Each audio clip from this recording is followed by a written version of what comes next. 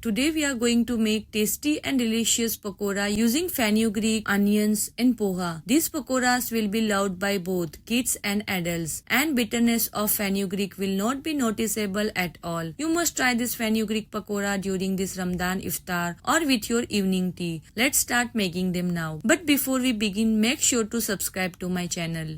To make these pakoras, first take 2 handfuls of fresh fenugreek leaves, which is approximately 150 grams. I have already washed them thoroughly with 2 to 3 changes of water and finely chopped them.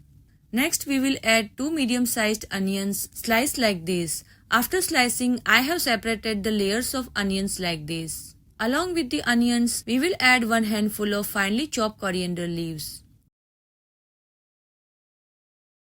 Now we will add about 1 cup of poha. I soaked the poha in water for about 5 minutes, then drained it well. We will also add 2 to 3 tablespoons of finely chopped ginger, garlic and green chilies. For the dry spices, we will add half a tablespoon of cumin seeds, half a tablespoon of crushed coriander seeds, 1 tablespoon of red chili powder, 1 tablespoon of turmeric powder, 2 tablespoons of sesame seeds and half tablespoons of salt. Now we will add 1 cup of chickpea flour to the mix.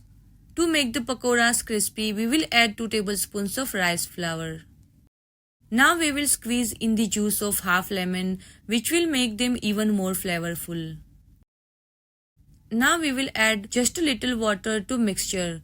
I am adding around 5 to 6 tablespoons of water. Now we will mix everything well.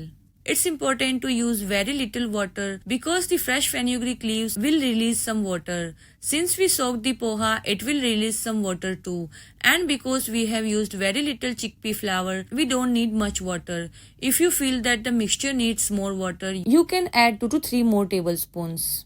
So our pakora batter is now ready. Now let's shape the pakoras. First we will grease our palm with some oil so that the batter doesn't stick to our hands. Next, we will take a portion of the batter and depending on the size of the pakoras you want, we will shape them into round balls and then flatten them like this. Press the sides gently to shape the pakoras nicely. And we will continue making pakoras from the remaining batter.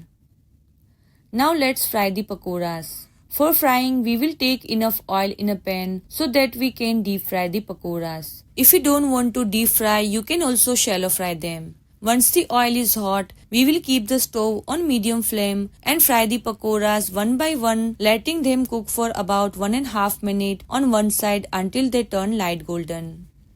Once one side is golden, we will flip the pakoras carefully and fry the other side for another minute on medium heat. You can adjust the spiciness of these pakoras by adding more or less green chilies depending on your taste. So now our pakoras are perfectly fried on both sides and ready. You can see how crispy and delicious they look. Golden on the outside and filled with spices inside. These pakoras will be hit with everyone. Try them hot with tea or for iftar this Ramadan. If you like this recipe, don't forget to comment and tell me how it turned out. If you enjoyed it, do share and subscribe to my YouTube channel.